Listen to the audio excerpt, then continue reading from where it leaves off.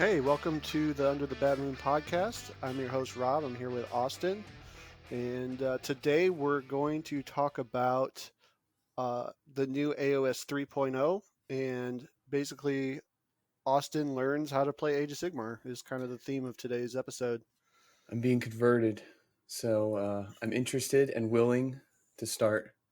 We'll see what Yep. happens. Yep. So, if anybody's familiar, we do a 40K podcast called 40K Shop Talk. And we are now kicking off our new Age of Sigmar podcast where we're going to be talking about all stuff Age of Sigmar. And so, welcome. Yeah, And if this you is pretty haven't cool checked out our, because I don't know a ton about AOS, and the third edition is kind of different, I think. So I'm that's really excited to different. learn. It's really different. So, if anybody's familiar with 40K, a lot of rules that have made it their way into 40K originally started out in Age of Sigmar. And now we're kind of seeing some vice versa. Some rules that were in 40K are kind of starting to make their way into Age of Sigmar as well. So, I think each game system is kind of learning from each other. They're kind of stealing little bits and pieces of things that I think work really well. And they're trying to still maintain the unique features of every game. And I think what they're doing right now with Age of Sigmar 3.0 is really exciting. The tactical game in this, I think they bumped it up to 11, and we'll try to talk about all that stuff here in a little bit. But I guess we want to kick off talking about Cruel Boys, as Yeah. Austin is interested in the Cruel Boys, Yes. and I Yes. can Yes. understand why these models are amazing. I know some people, there's a little controversy on the look because some people feel they don't look like Age of Sigmar orcs, but man, I think they're awesome. Oh First, yeah, I dude. just want to start off talking about the aesthetic of these guys. Okay. Cool. So Yeah. they come from the land of, or the realm of Gur, which is the realm of beasts, and I'm sure we'll over the course of our episodes we'll talk about all the realms and what it means, and probably a little lore here and there. But these orcs basically grew up in the swamps of Gur, and they really have adapted to the swamps, and it really shows in all their designs and in everything. Like the sculpts, fantastic. All their Oh yeah. leather bits and stuff is all draping. So, when I look at these guys, just when you see them from the tabletop, when they're gonna have a nice paint job and stuff, looking at them, they almost look like a swamp, like a moss covered tree with everything kind of drooping off of it and everything. I don't know. Yeah. I love it. Very I think cool. these guys are fantastic. It's like the leave it to me to pick the darker version of things, but it's like the darker version of the goofy orcs from Oh, 40K. for sure, and even the Like kind it's of the really cool. goofier looking orcs from the Iron Jaws too, Yeah, because fair enough. even the Iron Jaws or the Skull Splitters, which are the more feral frenzy orcs, these guys, they look serious, Oh yeah, and man. I dig it. Very cool. I dig it. A lot of people relate to them as kind of like um, Lord of the Rings orcs, Okay. and one of the jokes going around the internet is they call them the Auric Kai. Yeah, see the thing is like if you're into that, maybe these aren't being made for you. Maybe these are made for people like me who just want to get into it and this is the first thing that they're trying, like so drawing the comparison is fine, but I think people need to not necessarily hate on them for it. Yeah. I mean, like this could be just something new, right? Yeah, honestly, I don't know how much real hate there is going around. I That's feel like fair. at first when people saw him, they were a little jarred by him because it Yeah. was so different. But I think the more people have spent like looking at him and seeing him over and over again, the more they've like really come to love him. And Yeah. honestly, man, gosh, they're cool. There's something that happens in some of these fantasy tropes sometimes, like where things become so like normalized, and then all of a sudden, like you have to think about the world building that was done around it. So like the Urukai or whatever might be normalized for that that world, but if you look at these models, how their torsos are taller and they're very like cursed Ronin looking type things. If you think about the normalized orc we've known in 40K or even AOS, it's very squat and short and stocky and kind Hmm. of smiling and laughing and kind of goofy. So I understand the jarring, response, but these guys are, and I think maybe that's why I like them so much is because it's unexpected. Yeah. Geez, everything about these guys I think is cool. I love their jagged, all their jagged weapons. Oh They're yeah. just everything looks. I mean, it looks cruel. You know, I think Mm-hmm. they're named appropriately. I think they're cool. I have. We'll talk about some of their war scrolls here in a little bit. Yeah. Um, but man, I think these guys are cool. I'm curious to see how they're going to play in the new edition. We've got some pictures of what they're kind of going to do, but I'm sure there's going to be sub factions and everything. And Yeah. I can't wait for that, man. yeah, and I actually really love like we've seen in Sigmar for a long time. A lot of their heroes will come with like little griffins, Mm-hmm. and they're kind of like their little pets, little buddies that hang Yeah. out with their heroes. And now we see these oryx getting little grots. So like you have to Instead stab a of grot, a and great pet. and then like the pot grot. Oh The yeah. pot grot's like I'm all in stirring on some that. stuff up. Yeah, Oh yeah. and they're interesting, and it's more than just a pet. Like there is definitely some interesting plays you can do with these little guys because they basically extend the unit of your characters, and Yeah. that you could use these technically, and it could be useful. Yeah, it's not just a But silly add-on. I thought about that too, and auras are important, right? So getting an extra couple inches or whatever they are plus coherency, I could totally see all that stuff happening. yeah, Um, and they're just neat. They're fun. They're flavorful. yeah. Um, man, all right, let's So where do we start? Like, where do we start yeah, with this? where Do we do we like start? this is the army I'm into. Yeah, I want I'm to gonna talk commit to about. this. Let's talk about basically the thing I want to talk today about is let's talk about like orc war clans, destruction, cruel boys, Okay. and what does that all mean? So All if right. you're Cool. new to the game, what I kind of want to talk about is factions and how factions work. And it's a little confusing, but don't worry, we're going to talk through it and we'll figure it out. So Austin, All if you're right. getting ready to buy some models and you want to start jumping into this, you have at least a baseline idea of what you can buy for your army or what you're building, how you can build your army, how everything works. Yeah. Cool. So Okay. let's start off. There originally in AOS or Age of Sigmar 2.0 used to be this concept of grand alliances. So that was destruction, death, order, and chaos. Okay. And then below the Grand Alliance, you had your factions, which would have been, your Iron Jaws or Gloomspite Gits for destruction, Ogre Maw tribe, stuff like that. So wait, destruction and chaos are different.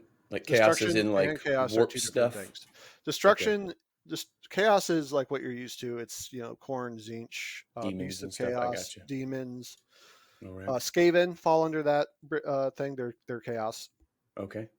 and then you have destruction is more like your. They're not they're not doing it to follow like some demons, you know, some chaos Makes gods sense. Okay. will. They are actually just all they care about is really just fighting and destroying stuff. They're Yeah, kind of that's a in it cool for distinction. I themselves. like that. I think in 40K, all the bad guys are usually considered chaos, and it doesn't always fit. So Mhm. that's cool. Yeah, interesting. Order is not necessarily good. There's a lot of bad Okay. factions in Order, but Such as like what's a well, Daughters of Cain are kind of bad guys. I oh mean, that's order. Holy. they will work. They will work with some of the more good armies, but for the most part, they're kind of in it for themselves. Hmm. I wouldn't necessarily consider them a good guy faction. Okay. Same with the Idoneth Deepkin. They're not exactly good guys. Their whole spiel is that they raid people and kill them and steal their souls. So Interesting, but their order, huh? yeah, they're order because Oh, you okay. got to think of it like this. I mean, the real breakdown is this: like anything that falls into order is stuff trying to like live, build cities, build structures. Mm-hmm. Even if they might be warring with each other, they're still trying to basically tame the wilds, right? They're trying Okay. to establish some sort of order in this new realm worlds. And then you have Chaos who's trying to destroy all that and basically take it over for their gods. And then you have Gotcha. Destruction that just wants to, they see a city, they want to break it down, they hate it, they just want to fight. And then Death obviously is just death. Oh yeah, that's Everything crazy. eventually That's goes to separate death. too. Damn. And, you know, so yeah. All right. So destruction, that's where my heart Destructions, lies. yeah. So we're going to talk about Destruction, and I'm actually a huge Destruction fan. I think I Nice. currently own every faction of Destruction, and I think they are the best. Oh But man. they definitely don't reflect the best in the rules. But you know what? I've never had too much problems playing them. and I feel like I hold my own. And there's a lot of, I don't know, there's some nuance to playing them, and we'll get into that too at some point, I'm sure. Okay. But so we'll start with talking about the Grand Order of Destruction, and the reality is with the Grand Order of Destruction, that's so far from what I have seen is that's kind of gone. You don't build a Grand Mm-hmm. Order of Destruction anymore like you used to be able to. In an Age of Sigmar 2.0, there was all kinds of rules, so you could basically play Grand Order of Destruction, and then you could take anything that had was a destruction faction.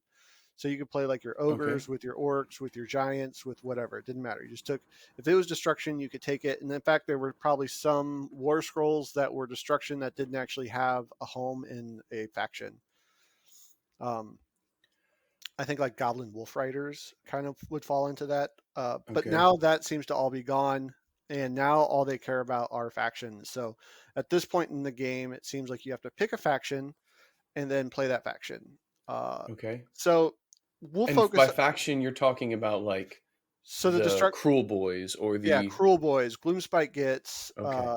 Sons of Behemoth or Behemoth, Okay. or I don't know however you want to Those are the pronounce it. giants. Those are the giants. Okay. And those Um, things have like a book, right? Those will have like yep. a All of codex. those have a Okay, battle cool. tome, is what they're All called right, in Age gotcha. of Battle Sigmar. tome per faction. Got it. Battle tome per faction, right? And Hmm. then Oryx are a little different because Oryx have been rolled. There used to be an Iron Jaws book, Hmm. um, and then there was a Bone Splitters book, and all of that got rolled into one book called Auric War Clans.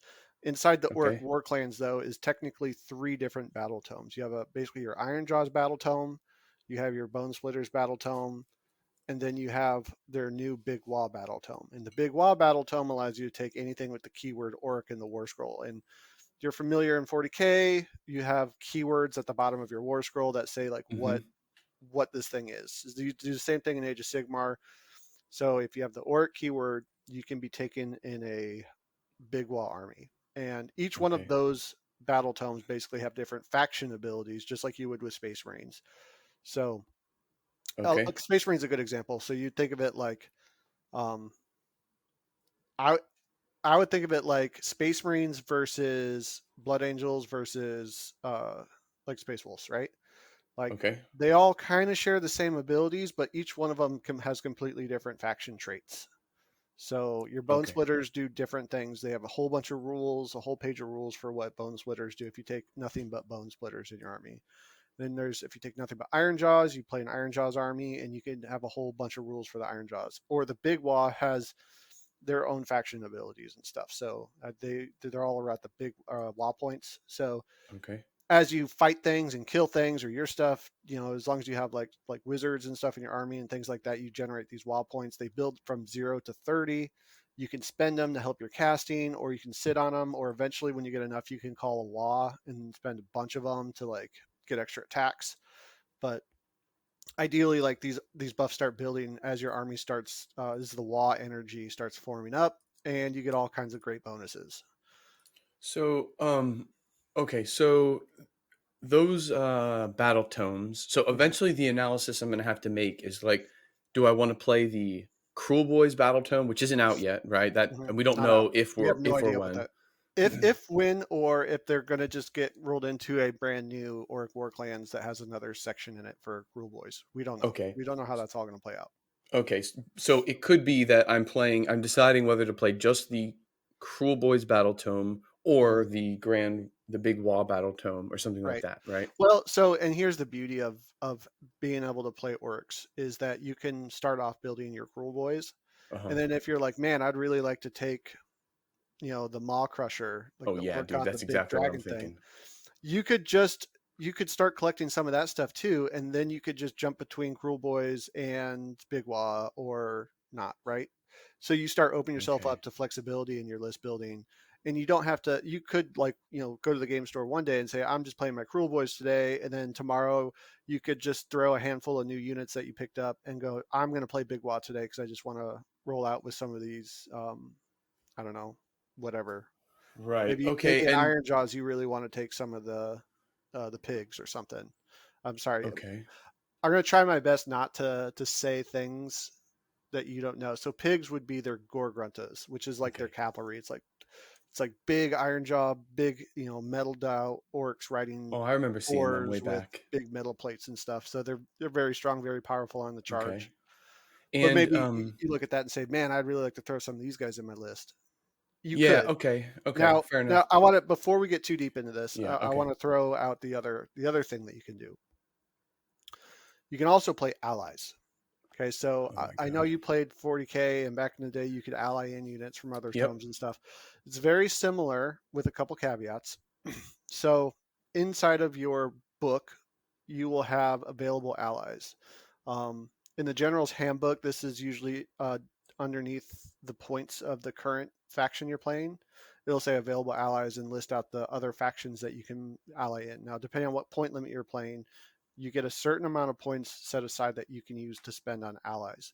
What Uh-huh. this does is you can purchase, so let's just say a 2,000 point game, Mm-hmm. you can purchase up to 400 points of available allies.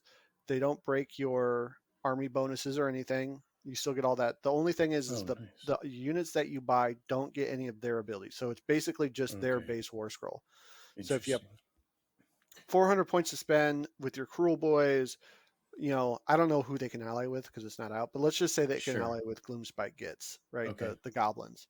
Yeah. So you could bring 400 points of like goblins to maybe screen some of your units, or maybe you want to take like their fungoid cave shaman who at the beginning of your turn can generate command points for you and cast magic spells. Okay, I dig that. So Yeah. so there's things that you can kind of plug and play.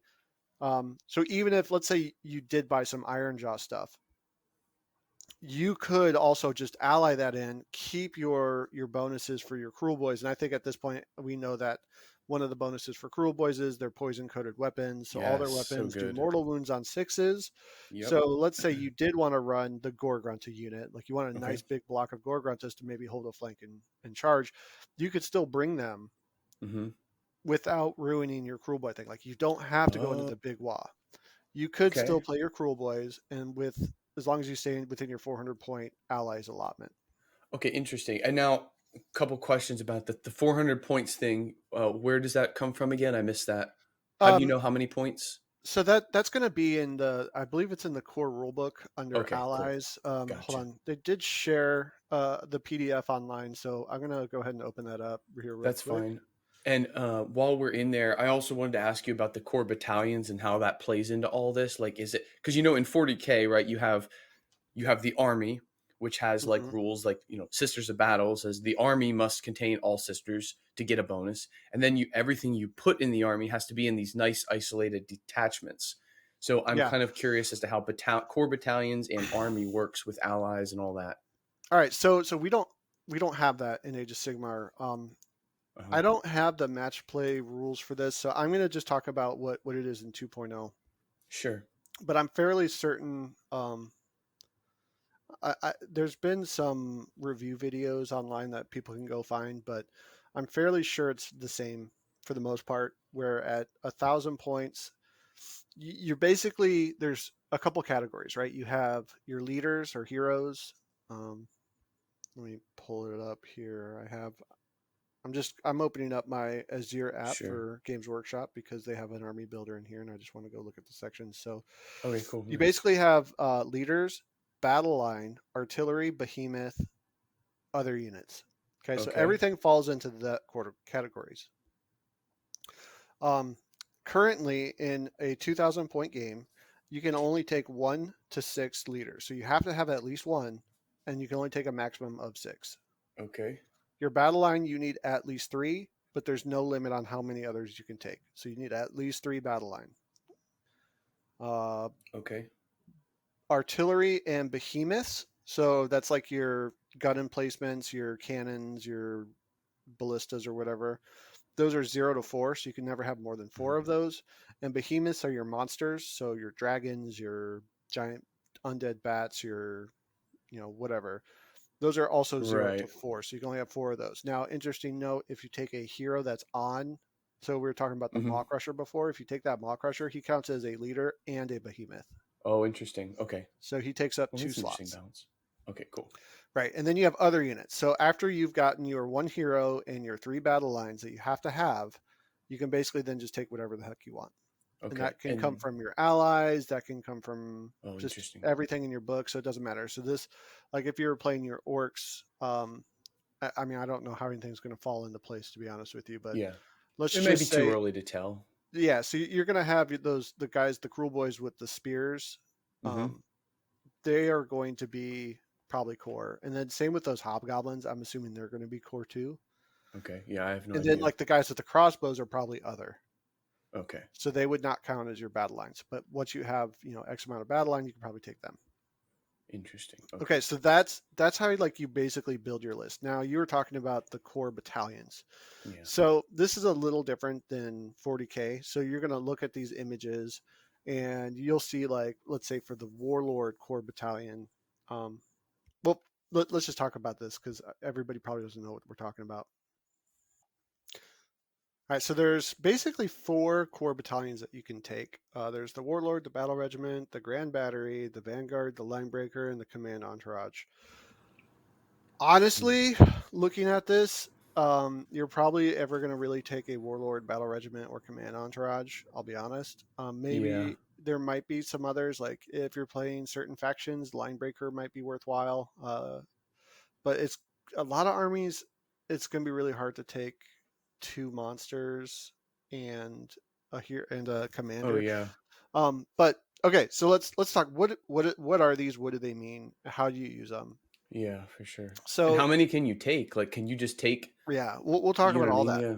Yeah, we'll talk about all that. So first off, as someone coming from 40k, you're probably looking at this going, okay, so um, I can take one of these things, and then I can take like up to two of these commanders, and then there's Yeah. four icons for leaders, so I can take those and this. And you're probably like, okay, so then cool, I filled this out, and those are the units I can take. That's not quite how it works, right? Okay. So when you make your list, you can take units that belong to a core battalion or not belong to a core battalion. Like they don't have Okay. to. It's an option. Mm. So Okay. ideally what you'd kind of do is you let's just start off. Let's say you build your 2,000 point list, and then you could look at the units that you purchased to make your list, and then go, okay, now how can I slot them into these things to get these bonuses? Oh, interesting. So, like, if I have, um, let's say I'm playing on my Iron Jaws, and I have a big boss on Maw Crusher, right? And then I have two War Chantas and a unit of brutes. I go, Okay. okay, so I have one commander, I have two sub commanders because the war chances have less than 10 wounds, and I have a Okay. brute unit. So I could use all those units to basically purchase a core battalion. Now these don't cost any points. All you need to do is have the units able to fill these mandatory slots, and they have the grayed out ones because I Okay. guess you could add it to it, like you could have up to four. There's really no reason to ever do that from what I've seen, unless you're in like this Vanguard or Grand Battery or the Battle Okay. Regiment. And what happens is once you basically unlock this, it's got little icons underneath it that tell you what they do. So the reason that the Uh-huh. Warlord's so important is because it's got two little symbols. One of them is um, the expert. So once per battle, one unit from this battalion can. Oh no, I'm lying. Magnificent. When you pick this enhancement from your army, you can pick one extra enhancement. So Okay. there's this whole thing called enhancements, and we'll talk about that here in a second because that's part of Yeah. list building. But Okay. the other thing that you get is strategist. Once per battle, when you receive command points at the start of your hero phase, you can receive one extra command point. So basically, it's a once per game thing where maybe you're a little light on command points, you need a little extra you can say, give me an extra command point this turn. So that's why this is good. This is why you let the warlord, because command points are like the lifeblood of your army. They're what are going to Okay. make your army function in 3.0. Right.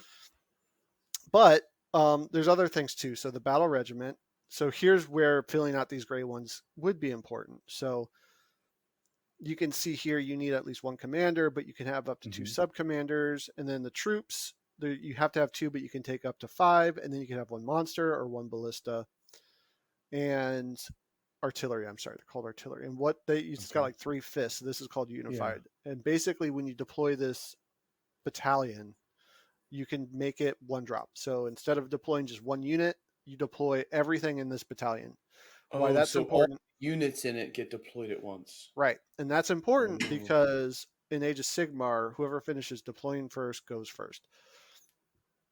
So what okay. this allows you to do is, if you have a very large army, you could buy this battalion regiment, and then you change your drops maybe from like 10 to like 6 or 4, I see. and that could be really important on your bid to go to have the option to go first or second, which again Okay. is a really important thing. It's kind of an advanced thing in Age of Sigmar. A lot of people, I don't want to get into the deep dive of the core Yeah. mechanics of double turn, but a lot Yeah. of people complain about double turn. And if you don't like the double turn, then what you need to be doing is figuring out how to control the double turn. And one way to control the Okay. double turn is to make sure that your army bids on first or second better than your opponents. And you can do that by taking these Interesting. battle regiments. And maybe it's more important Hmm. for you to have that, to control the double turn by maybe you take two. To answer your question, you can take as many of these as you want, Okay. as long as you have the models to fill out the required necessity for them, and you can take duplicates. So I see. maybe, and you can build an army that's a one drop all battle regiment. You're going to forego the extra bonuses of the command point or the extra enhancements or whatever else that you could get, Oh, I see. but Yeah. you're really just trying to make a one drop army. Or maybe you take two of these for a two drop army. I think on Okay. average, you're probably going to see people taking a command entourage and a battle regiment, so that there'll probably be a lot of four drop armies, because you can see the command entourage. You need at least three heroes here. So that would be one Oh, drop, two okay. drop, three drop, and then four drop for the whole battle regiments. The rest of your army would be that drop, and then that way you'd get a four drop army, which is pretty low, Okay. and you could pick either the enhancement or the command point, which you'd probably pick the command point. I Now see. for Either for or. Yeah. one more drop, you can get both of those, right? But now you're a five drop compared to what most people will probably be a four drop. You see how that starts to. Oh, yeah. I see. Because that one requires a troop. Okay. I have a couple questions, real quick. Hold Okay, on. let's Okay. pause So for if I'm questions. if I'm playing like a 1,000 point game or something small, Uh-huh. and I have you know two casters and two troops, Right. I can take two vanguards, right? Because they Two both casters. require just one caster and one troop. Yes, you can. But I can also take a vanguard and then just an extra caster. You could do that too, yeah. And the difference would be like anything that's in the vanguard is eligible for this little arrow symbol, which is the swift icon. Uh-huh. So like hypothetically, like, and this may be a dumb example, but I'm trying to just work through it here. So like hypothetically, if I wanted all four units in my army, I have two troops and two casters or whatever, two shaman. If I wanted everything to be able to receive the swift battalion ability thing here, um, then I would just say, hey, look, I'm taking two vanguards. But if I didn't care about that for like one caster, let's say, then I'd take a vanguard with a caster and two troops, and then just a random other caster. Right. So that would not be a smart move to do here, right? So Uh huh. let's take your example. So if you had one caster and one and two troops, so basically you're saying I have two casters and two troops, Yeah, something and like you're going that. to take one caster in the vanguard, and then the other two troops are going to be in that same vanguard, and then you're going to put the other caster just basically on his own. Sure. Yeah. So what that would do in this, and remember, so this is kind of what I was talking about, where like it doesn't make sense to fill up those things. Well, in Uh this huh. scenario, it does. So basically, the caster or the two troops would be eligible to use the swift thing. So once per battle, one unit from this battalion can receive an at the double or forward to victory. So at the double means you can auto run at a 6, or Mm-hmm. forward to victory is the reroll charges Mm-hmm. without spending the command point, and most importantly, without the command being issued, which means that you can issue it to another unit, because you can only issue a command once per phase. So Right. this basically allows you to do two at the doubles or two forward to victories if you Oh. need to in that turn. So that's why this is really important. Oh So wow. the reason that I said it would not be a smart move is because if you can, it'd be more beneficial to you to basically have a wizard in one unit, and then you'd have a swift to be able to use, and then the other battalion you could do another wizard and guy, so that would also be able to be do the swift. So Very now cool. you have to pay attention, and you have to keep track, like this wizard and this guy belong to this Mm-hmm. this battalion, because when you use that swift ability, you obviously you couldn't use it again for the same unit, but you could use Yeah. it for the other one still. Okay, Make cool. That sense? answers most of my questions. And then let's just say I'm growing my army and now I have a, I don't know, an artillery piece. Let's say I get Uh-huh. that big crossbow guy when it comes out and he's an artillery, let's just Right. say. I can still play that without disrupting my double vanguard strategy I've been building on as a new player, right? Correct. I can just put it in my list and there's no problem with that because it doesn't have to Yep. fit one of It these. doesn't have to fit. Yeah, Okay, it doesn't cool. have to I fit think I everything. get it now. This is Right. different than 40K for sure. It's way different. Hmm. You got to think of this more as Interesting. this is basically it's part of building your army, and there's two ways to think about this. So one way to think about this is you build the army that you want, right? Hmm. You build your 2,000 point army, and then after you get done building your army, you could look at it as here's the units that I'm taking. What battalions can I purchase with the units I have available? Think of your units that you purchased as a currency almost to purchase these battalions. And based off of Okay. that, you get these little extra things that you can then use in the Yeah. battle. Another way to think about it is some people might go, I'm going to figure out how to build my army using these core battalions, is another way to think about it, where you're going to go, I want to take a warlord, a command entourage, and a battle regiment. So I need to Uh-huh. have what, one, two, three, four, five heroes. I need to build a list that has at least five heroes. Jeez. Yeah. I need a list that has at least three troops. I see. So that's Okay. another way to think about Okay. it. But if you build your list that way, then you can look at it and say, okay, so now I'm going to get the command point when I need it. I get the drops at a cheap price, and then I could take two enhancements. So let's talk about Oh, enhancements. so this stuff stacks. Wait, so if you take a warlord battalion and a command entourage battalion and you pick magnificent for the command entourage, Hmm.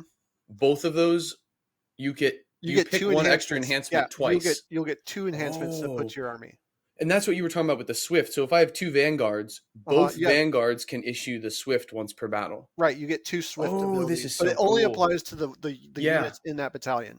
this is so cool. Okay, it's clicking now.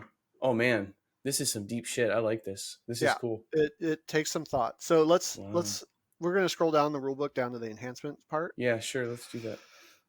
So I'm just going to kind of summarize what this is. So if anybody's familiar Oh with my Age of god. Sigmar 2.0, this really hasn't changed a whole lot. I mean, there's some minor differences in here, specifically the spell one, but for the most part, this is almost exactly the same as 2.0, because every kind of book that came out basically tells you when you make your list, you get to do this anyway, Mm-hmm. but it is a little different. So first off, what is an enhancement? Enhancement is basically going to be a command trait, an artifact of power, your spell lores, prayers or scriptures, mount traits, and triumph. And then they make this comment about unique enhancements, which I have no idea what those are yet, but I'm assuming that's going to be stuff that's specific to a faction and it'll be built into their book. Oh, I see. Yeah, that makes sense. I So could like I a feel like very yeah. they just left themselves open to add to stuff later, and I'm sure they'll creep Oh this up. yeah. Like there will be a Stormcast specific Yeah, caster maybe they have enhancement or banners. something. Maybe Stormcast Ah, have banners, and then they I have see. like six different banners you can take. So they might be like, "Oh, take this unique enhancement." So I don't know. I don't Huh. know what that's going to be. And maybe Okay. someone knows, or maybe they're like, "Oh, you're dumb, Rob. It's this," and I'll be like, "Oh, okay." Look, Anyway, there's only so much I can absorb at one time here, so this is fine to start with these. so command trait. This is basically when you pick your general. You have a list of command traits from your faction book and the core rule book that you can choose from, and it's basically just something that your general can do that makes them a little more special than just a regular hero. This is Okay. one of those things that kind of allow you to customize your army, and maybe there's a specific command trait that you're really going for. Uh, so I think Okay. I I'm trying to think of a good example here, but I'm going to say my Soul Blight. So my Soul Blight general, I like to take Pack Alpha, and what Pack Alpha allows me to do is my general can basically issue a command every turn for free. So he basically gets, Okay. over the course of a battle round, he basically gets two free CP to use as he wishes. Wait, and Pack Alpha is a thing that would It's a be in command your trait. book. It's a command trait from your It's in book. it's a command trait from Okay. my book. So it's not on Um, this list. I got you. it's not on this Oh. list, but if you scroll down to like, this is the core generic one. So some of the other command traits that you could take, a skilled leader. So at the general's on the battlefield, at the start of your turn, you can roll a d6 on a five That plus. You seems receive good. one extra command point, which is, it's okay. Okay. You can re-roll chanting rolls for this general. So if your general's a priest, You could basically get your Yeah, that's reroll cool. priest abilities. Oh yeah. Oh, I see. Okay, yeah, I got you now. So you're like, this is your warlord traits and relics from 40K. This is your This is your warlord extras. traits. This is your Yeah. warlord traits Okay. from not relics. This would be Oh, 100% be your warlord traits right here. This is Jesus. what command traits are. Now, there's no Okay. way, unlike 40K where you can spend a stratagem and like get an extra warlord trait for somebody, there's no way to do that in here. So you only get one of these. It's very unique, and your general is the only person that has them. And that comes from essentially on like the getting more part. Like if you wanted like absolutely wanted two extra, you would be looking at building a warlord battalion and Nope, a command nope. entourage. This is the one Oh, exception. Actually, I don't really like this. I wish you could get extra ones, but very specifically, warlord or command traits um, oh, are limited because only your general can have one. So oh! even I'm though you can thinking buy enhancements. even though you can buy an extra enhancement and command trait is listed as an enhancement, you can really, I mean, it specifically says you can never pick more than one of these command traits. Oh, I was missing the previous page. Yeah, okay, I see here. In the previous page, it describes what each of these pink boxes are. Yep. Okay, I And they can gotcha. only be given to the general. So that's like Oh, the limit. yes. So only your general can have them, and that's it. Okay, So gotcha. I'm with it's you now. funny All that they right. have in here that like you can purchase extra ones and then they list command traits and then they literally So go you to say can't. that you Yeah. can't do it. I was getting all excited about some multi shaman uh, Right. re-rolling here. Okay, cool. That's okay though. Um, it's fine. It Yeah, really gotcha. is. So let's talk about the ones that you can buy. So artifacts of power. So first off, when you make an army, you get one of every single one of these to start with. So you get the What? command trait, you get an artifact of power, you get a spell lore, you get the prayer scripture, you get a mount trait, and you get triumphs, and you get, I guess, a unique enhancement. Something different to note: the triumph that's new. Triumph is basically when you build your list. If let's say you build a night, let's say let's say we're playing 1,000 points, and your list is 980 points. You basically have a 20-point bid for the triumph. Okay, so the triumph goes to the player who has the least amount of points in their army. So it's kind of like this weird way to like get a bonus to your army if you don't spend all your points. And the reason this is kind of exists is because a lot of armies have a hard time hitting exactly 2,000 points on the dot because of the Okay, way the points work. There's no way to just be like, well, I'm going to add a plasma gun. That doesn't exist. So a lot of times you'll end with like 10 points left over, 20 points left over. So I what see. those actually roll into are what most people call the triumph bid. So Mm, you're basically taking less points for this triumph. Now this triumph is a one-time use over the course of the game, and I believe now, let me go look oh, at I them see. here. Yeah, I see there at So the end once per here. battle, you can declare that you're going to use it. So you basically pick one of these. It's either bloodthirsty, inspired, or indomitable. So once per battle, you can make a charge roll for a friendly unit. You can say that that unit is bloodthirsty. If you do so, Oh, you can wow. reroll the charge roll. So once per game, you get to do a reroll. Once per battle, after your friendly units pick to fight, shoot, or fight, you can say that is inspired. If you do so, add one to the wound rolls for attacks made by that unit. And then there's another one, I think, if you do so, models will not flee if battle shock. So you basically Oh, that's get cool. a once per game, almost like a free command point that doesn't Yeah, cause just you for to use being a under thing. points. That's Although kind of the wound cool. one's interesting because there's no other way to get the wounds to happen, right? Oh, man, I like that. I'm So going to stick a you pin could, in that. interesting enough, right? So like, let's say you charge in with your big unit of gut slittas, and Yeah. you go, I'm gonna spend one command point to all out attacks, so you get your plus one to hit, Mm-hmm. and then I'm gonna pop my inspired, so I can get a plus one to wound too. So these, okay, and it's cool that these are not considered I'm trying to use the Right. right jargon here. Command abilities, because you can only put one command ability on a unit at a time, right? So I can't say Correct. this unit is plus one to hit, plus one to blah blah blah, plus one to this. I can't stack them up like you can in 40K, but you Mm-mm. can stack all these little odd thingies. Like I could say it's using this triumph and using this command ability Mm-hmm. and using my battalion ability or something. The once per, like, So maybe. no, technically not. Okay. Only because your command ability, it counts as not being issued, Oh, I see. but your unit would still be getting issued That command ability. Okay. the command ability. But I can do It's the triumphant ability. Okay. you could do the triumph. Now remember, the Very cool. triumph Okay. only one player during the game gets the triumph, and it's whoever has the bid for it. Okay.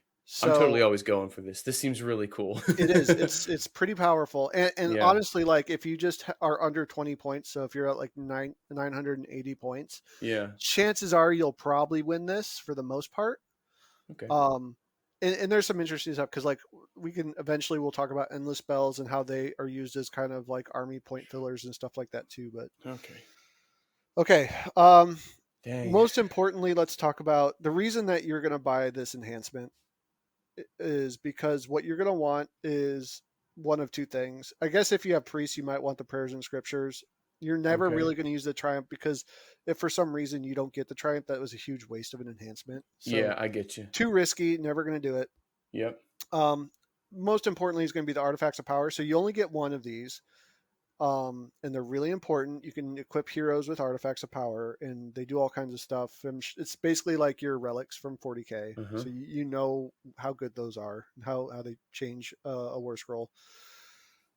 So you'll want to buy one of these probably, or here's an interesting one: is spell lore. So if you have a lot of wizards, so basically Mm-hmm. what the spell lore one does is when you build your army inside of your, so every wizard knows arcane shield, which is +1 to your save, Okay. or uh, what's it called? Yeah, there's a Magic mystic one. missile. It's Okay, yeah. There's yeah, a arcane bolt and a shield shield. and yeah, arcane bolt.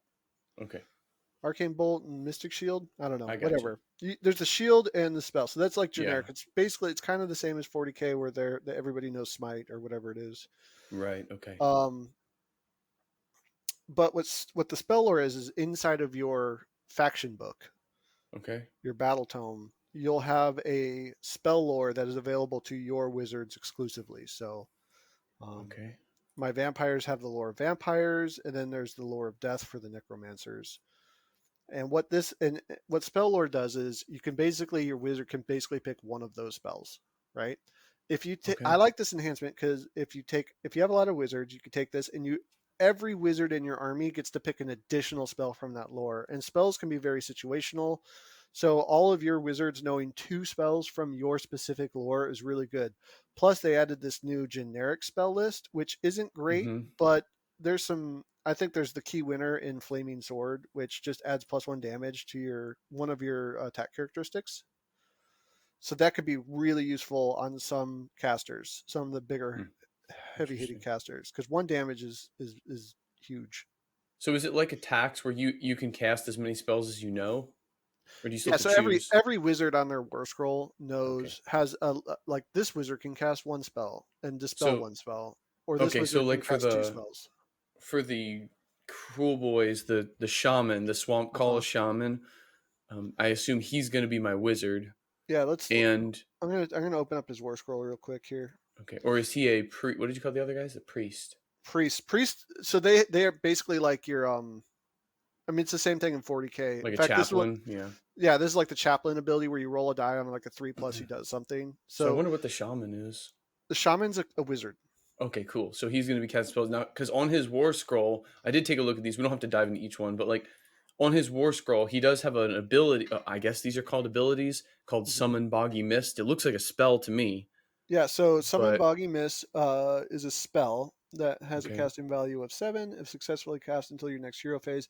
Add 1 to the charge rolls for friendly cruel boy orcs and So unit on the battlefield and subtract 1.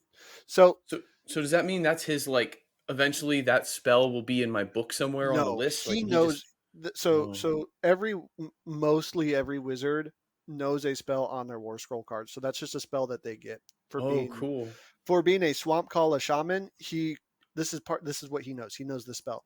In addition Okay. to that spell that he knows, because of the spell lore's enhancement, he can pick an additional spell from Oh your spell cool. list that will be in your book. That's And then if you cool. purchase a second enhancement of spell lore, he could then pick a third spell. Now he can only cast one, but Oh he would really? know Okay. three spells. Now that being Oh wow. said, if you look at the universal relics, one of my favorites is the arcane tome, which if your character is not a wizard, he becomes a wizard, can cast one spell and dispel one spell, and he knows arcane shield and uh, arcane bolt and mystic shield. If your character is already a wizard, it allows him to cast one additional spell. One additional I think that spell. is incredibly powerful. I like to I like this one.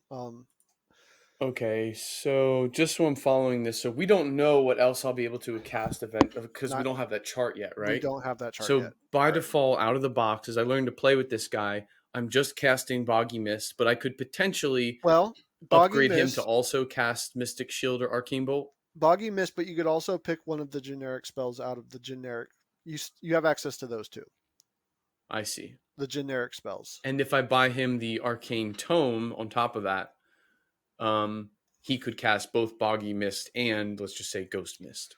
Right. You Interesting. could, or you could. Gotcha. I mean, you also know the Well, Arcane sure, Bolt and Mystic Arcane Bolt. Shield, Yeah. Okay. so you Huh. could cast those as well. And Mystic Shield's a really important one. +1 armor save to any unit that you want is a Yeah. big deal Seems good. because it basically saves you from having to spend command points on all out Defense. defense. Yeah. Or I guess it doubles up, right? So you could have one unit do that, one unit use a Right. command point. Um, and then these universal relics, or I think they're called artifacts of power. Yeah. These are actually really good. So the two that are really popular right now is the Amulet of Destiny. So giving a bearer a 5+ ward save is huge.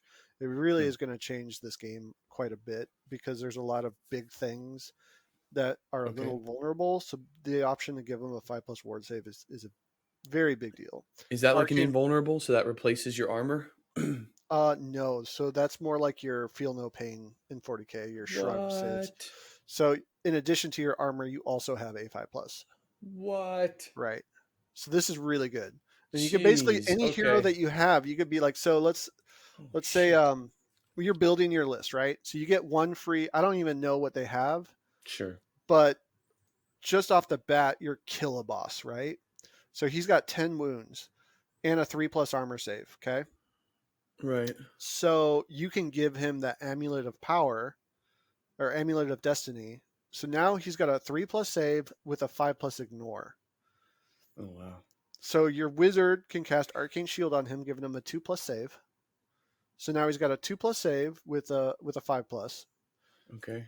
And there's rend in this game, which is basically you're familiar with it. It's just armor penetration, right? Yeah. Yeah. And the most you can ever have is +1 to your save. But there's ways to stack your save. You're familiar with this in 40k too, where Yep. you can have +3 to hit, but if you're -2 to hit, you're still +1, and that's the best you can Yep. get. Now, this is really important with Rend because if your boss is going up against other bosses, they're probably going to have -2 or -3 Rend on their weapons Yeah. because they're also big boys. So this is what's kind of neat about this. So with your guy, he's got a 3+, 5+. So on the turn that you're like, I'm going to go kill his general with my guy, you can use his heroic ability. And we're going to talk about all this stuff probably Sure. later. I just kind Yeah. of want to let you in on some of the fun stuff you can do. But you can, in your hero phase, you can go, I'm going to use the heroic ability called Finest Hour. It's going to give me a +1 to wound, +1 to my armor save. Okay. Okay. And then you go, I'm going to have my wizard throw an arcane shield up on him. So now he's +2 to save. And then you can, Okay. when you charge in and start fighting, you can go, I'm going to use the all out defense ability. So now you're +3 to save. So What? you're going to go toe to toe with your opponent's guy, and maybe like I said, if he's got -2 armor save or -2 rend, and you have Okay. +3 save, you're still going to get your 2 up save Oh my god, this because is the way good. it balances out, you're going to get your 2 up, 5 up. So you're going to make your guy incredibly hard to kill.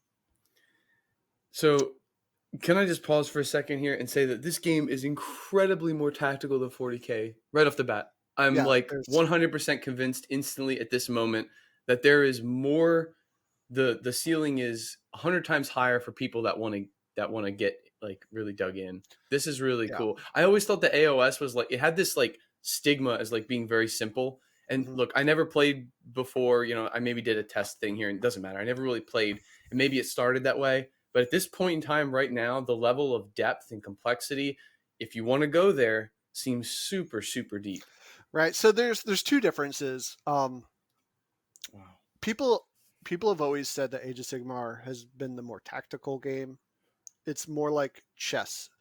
Um, and the reason that people say that is because there's a lot of things that you have to pay attention to, right? You have to constantly be aware of the double turn options. You have to, uh, I mean, Man. But just like even each unit though, Using your like the command abilities, how you're going to yes. manage Oh your yeah. bravery, you know, charge rolls, distances, all that fun stuff. I mean, it's we haven't even got into endless spells, but how Yeah. endless spells interact and how you use them for things. Um, it's a different game. It's a very Yeah, different this game. looks really cool. But the reason that a lot of people say it's more like chess is because when you play chess, everybody can do kind of the same thing, right? Hmm. The Okay. king does what the king does, the knight Yeah, does what the yeah. knight does. So when you're playing 40K, every army has like 5 pages of stratagems. And you might have no idea what any of Yep. your opponent's stratagems are. And the chances of you knowing every single option that they have is Yeah. very slim. This is why there's a reason why people playing competitive 40K are kind of, you hear the same names all the time, because those are the Yeah. guys that put the time in and the effort To know every to book, learn right? every book, know Yeah. exactly what every unit can do, and all the stratagems at their disposal so that nothing is taken them by shock. They understand everything that's happening. Yep, I'd agree with that. Age of Sigmar, on the other hand, especially 3.0, all the armies kind of have access to the same things to like buff and do things, right? Hmm. Like nobody has any different strategies.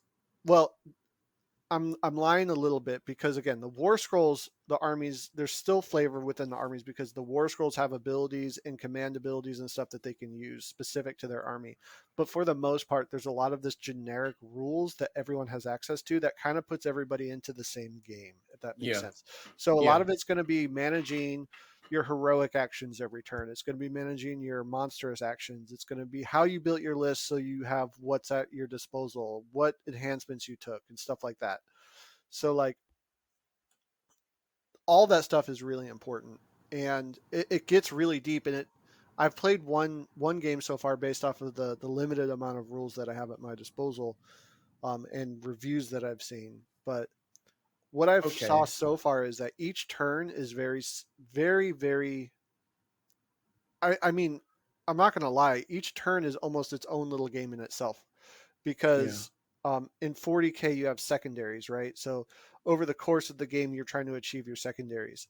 In Age of Sigmar, each one of your secondaries seems to happen every turn, and so every turn you're basically playing this game of, this is what the one thing I need to do this turn is this, and that's your game, and that's the game you're trying to play for that turn. And it might just be kill this person's unit that's in my zone. So your whole focus that turn is, what do I need to do to kill that unit? And your opponent's doing the same thing. So he's going to know that your goal is to kill that unit. So he's going to do everything he can to stop you from trying to kill that unit. So it's this really interesting thing that kind of happened in Age of Sigmar 3, I think, that they said that you're never going to be bored in your opponent's turn anymore, and I really feel like they nailed it, because my game in that turn, like let's say one of the secondaries is to kill, like you could say, I'm going to kill your general this turn, right? So now my entire turn, like during your turn, my entire thought process and is, how am I going to keep my general alive? What am I going to use at my disposal to make sure you don't kill my general? Maybe that's when you move close to him, I'm going to run away D6 inches, right? Because that's an option now. So I'm going to try to get as far away Right. from you as I can. Or maybe I'm going to save my command points to all out defense. Or maybe I know that that's coming up and it's an option. So I'm going to put some shooting unit kind of near my general so that if you decide to charge at my general, I'm going to unleash hell and shoot you. Like it really, Okay. It's like the about the easy to play, responses, right? difficult to master Yeah. is I mean, the levels of depth that come into this and how you play, and even looking ahead. So if I know you haven't done the thing to kill my general yet, I have two plays. I can either do things to get ready for it, so I know you're about to come in and do it, or Yeah. maybe I send my general off and get him killed so that you can't score it. Oh, that's interesting. Yeah, okay, so the chess part of it is because we have access to the same like responsive abilities, but there's the uniqueness comes into like each individual Arm, data armies, war card scroll. and Yep. army. Yeah. Okay, I Yep. mean that makes sense. So I can anticipate you anticipating using the thing you haven't used. That's Yeah, very like cool. like if my general hasn't used his finest hour, so Uh-huh. its finest hour is +1 to win, +1 save, which is a big deal, especially trying to Okay. keep your general alive. So ideally, I would never want to use. uh, my finest hour, whatever it's called, Mhm. until the so I get to use it in your hero phase as well, right? Sure. So at the beginning of your turn, you declare that I'm going to kill your general, and I have specifically saved my general's finest hour for this moment. So I go, okay, Interesting. you want to kill my general? I'm going to use his finest hour to stand the line and not die. Oh man, that's so cool.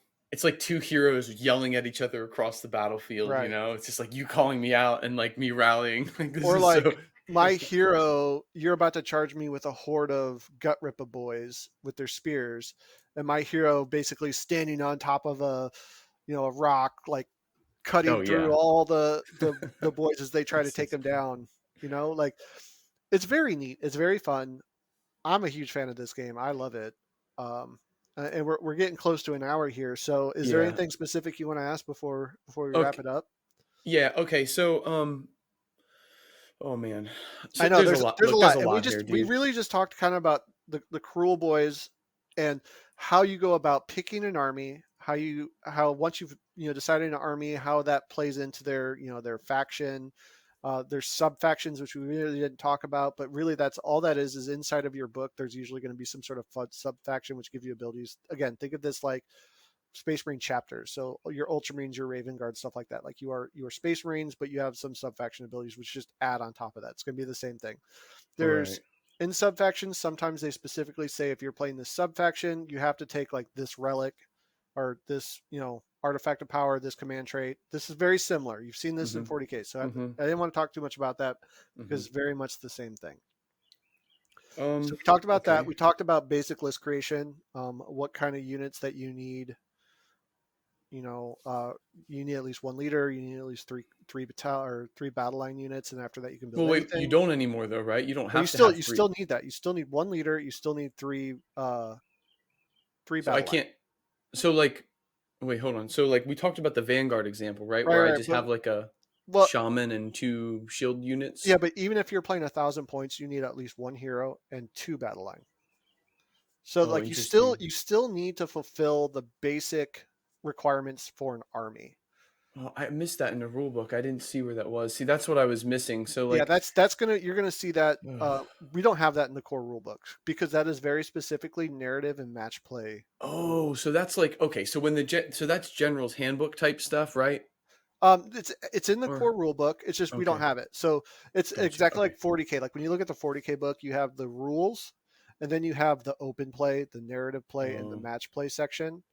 It's the same thing in Age of Sigmar. You have your core okay. rules, then you have the open play. Open play means you just take models and go play Yeah, whatever. no, I want the real thing. So like Yeah, okay, so at a minimum, I'll have to one hero, um two battle line for 1,000 points, and then wait, and is a as the hero I'm sorry, is a hero a leader or a sub commander? both, they're Okay. basically anything with the hero keyword, and then your Oh, it's a sub keyword, commander can gotcha. be anything. Or, I'm sorry, your sub commander is basically a hero with 10 or less wounds, and your commander is literally any hero. So if you have someone with 10 or Oh, less wounds, they can be your commander. okay, I see. Because There's the no limit picture on that. here, It looks, yeah, yeah. you think that it has to be a big leader, but it doesn't matter. Like your little wizard could be your commander if you want it to be. Yeah, so Okay, any hero can work here. So more importantly is that your big heroes can't be sub commanders. That's the only real gotcha. differentiator there. But yeah, so you still need your core battle line, and you still need your leader, and then after that, then that's why I said like you can kind of think of it like you build your army, and then you use your army to purchase those Yeah. battalions to get extra stuff, because you still Okay. need to fill out the basic requirements, and that's the thing where like you can only have four ballistas, only four monsters. Remember when I talked about all that? Yeah. Okay. So that will still apply in So some yeah, those fashion. restrictions still apply. So you still have to do that, but then Okay. after that, you can then start slotting them into these battalions. Okay. And there are units that will be so okay. So just looking at like what I had, what the box would come with, and we don't have to Hmm. build like the list, but like the big killer boss on the mount, he could be Hmm. the leader, right? He could Yep. he could count as my leader. Right. I don't know what you get in the box, but let's just say I You end up get with two 10. units. You get 10 gut rippers. Okay, so they're a troop probably, right? They're We going to be don't a, I guess we a don't battle know, line. but Yeah, troop battle okay. line. They're going to be a Okay. battle line, and then I believe you got 20 of the hobgoblin guys. Yeah. So they'll probably also be a battle line. And you could probably Okay. take 10 or 20. I actually don't know what this is. And we didn't Okay. get into the reinforcements or anything like that.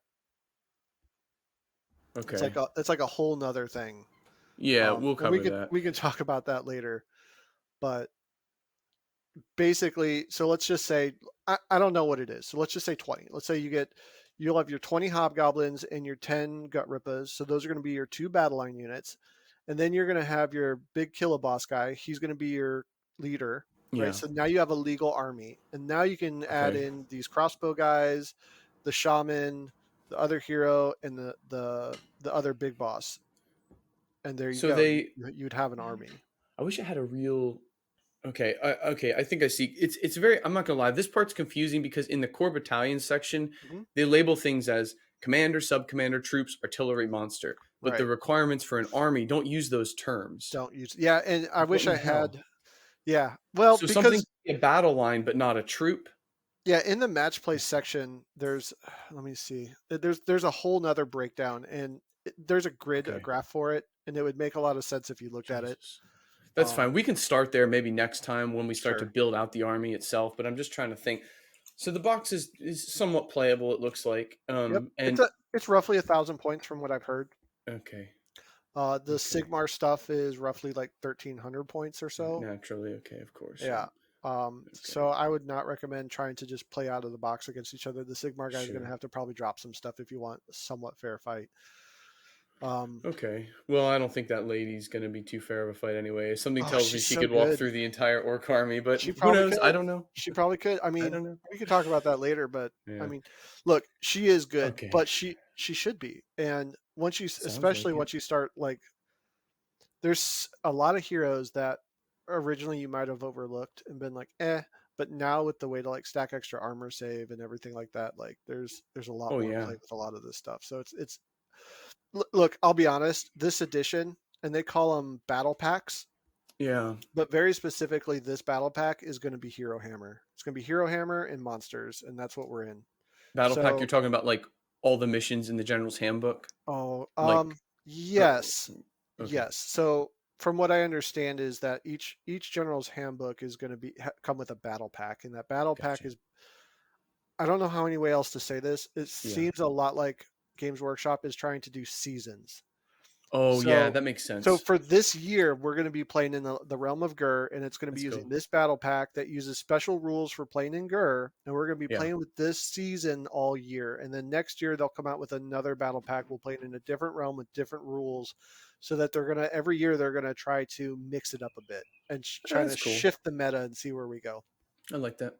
Yeah, Okay. I mean, I think it's a good idea. I think it's exciting to look forward to, and we can talk about all that stuff moving forward. Again, Sure. this is our new podcast, Under the Bad Moon. If you liked it, please like, share, subscribe, leave a comment, let us know how you're Yeah. doing, and thanks for listening. All right.